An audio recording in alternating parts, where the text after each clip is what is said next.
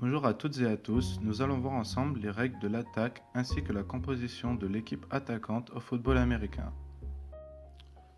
Tout d'abord, nous allons parler de la surface de jeu. Il s'agit d'un très grand terrain de 100 yards, avec à chaque extrémité des end zones de 10 yards chacune. Notons que le terrain est gradué tous les 10 yards. Une équipe de foot US se compose d'environ 50 joueurs répartis en squads. Il y a l'attaque, la défense et l'équipe spéciale. Chaque squad entre sur le terrain en fonction des différentes phases de jeu. L'objectif est d'amener le ballon dans la zone d'en-but adverse. Il s'agit d'un touchdown qui rapporte 6 points à l'équipe. Un point supplémentaire est accordé grâce à une transformation. L'attaque est l'équipe qui a la balle et qui cherche donc à gagner du terrain. Elle dispose de 4 tentatives pour avancer d'au moins 10 yards et si elle y parvient, elle continue la progression.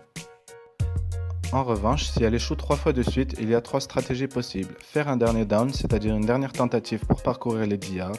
Si elle est trop éloignée de la end zone adverse, l'équipe dégage le ballon au pied le plus loin possible de son camp, c'est punter. Si elle est assez proche du camp adverse, elle tire directement le ballon entre les poteaux, il s'agit d'un field goal qui rapporte 3 points. À présent, nous allons parler de la composition de l'attaque. Un match se déroule à 11 contre 11. L'attaque est d'abord composée de la ligne offensive qui comporte 5 joueurs robustes et dont le rôle consiste à protéger le quarterback et à créer des brèches dans les lignes de défense adverses pour que le running back puisse avancer. Le quarterback, aussi appelé le quart arrière, est celui qui dirige l'attaque. Il initie le début de chaque séquence de jeu en recevant le ballon de la part du centre.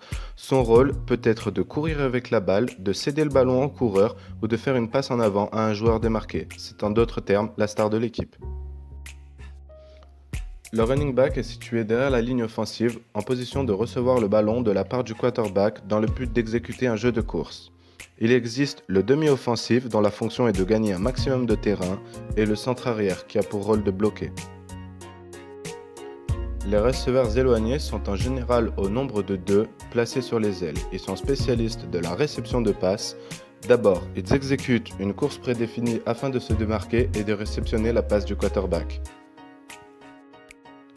Enfin, il y a le tight end, ou demi-inséré. Il est considéré comme un joueur hybride, il est capable de bloquer, courir avec la balle ou de recevoir les passes. Il se positionne en fonction du rôle que l'on attend de lui.